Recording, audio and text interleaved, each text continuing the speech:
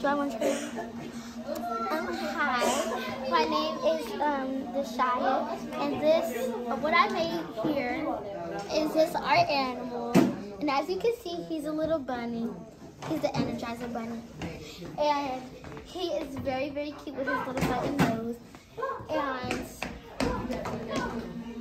how I made it was, Mr. Frank showed me it's a little basket with markers on it. And then when I was done with that and I added the motor, he gave me an idea and I put the motor on the inside. Like a marker on it. And then I thought I had enough pom-poms. The hard part about it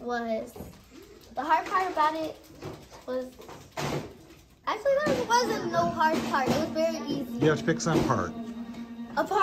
Okay, the hard part was having the ears to stay up. So I had to. Oh, very tricky. Do that. That was smart. And so this is how he worked. Oh, I put his tail. What was the fun part? I put his tail. Oh, putting the tail on the spinny thing.